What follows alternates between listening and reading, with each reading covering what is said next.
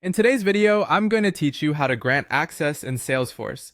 This process is essential if you want to manage user permissions effectively within your organization. Let's dive right in and take you through the necessary steps in a clear and straightforward manner. The first thing you want to do is head over to the home page of Salesforce. This is where you begin your journey into granting access.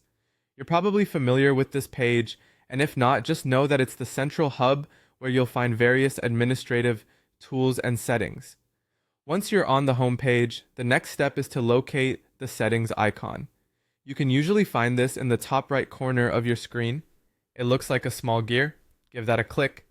This will open up a list of options for you to explore, and from here, select Open Advanced Setup.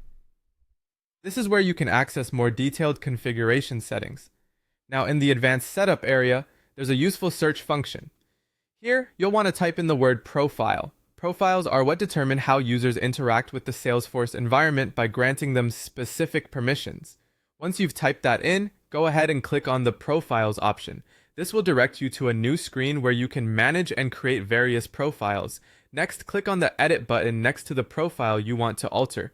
This step is crucial because you will be specifying the type of access to grant. You'll see different sections such as object permissions, field level security, and enabled visual force page access. Each of these sections allows you to control and customize access permissions more granularly. Let's say you want to grant specific access for objects. In this case, you'll be selecting the desired permissions like read, create, and edit for the various objects listed. If it's the fields, you can click View next to the object, then Edit to manage field level security settings. Modify these settings as needed to match the level of access you wish to provide. Similarly, if you need to enable access to visual force pages, you'll find a list of available pages. Simply move the pages you wish to grant access to from the available list to the enabled list. This action makes these pages accessible to anyone within the selected profile. Once you've made all the necessary changes and selected the appropriate permissions, don't forget to hit the Save button. This final step ensures that all your configurations are stored and the new access settings take effect immediately.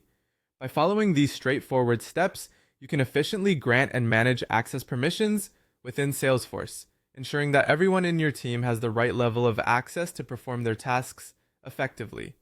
Thanks for tuning in, and we hope you found this guide helpful.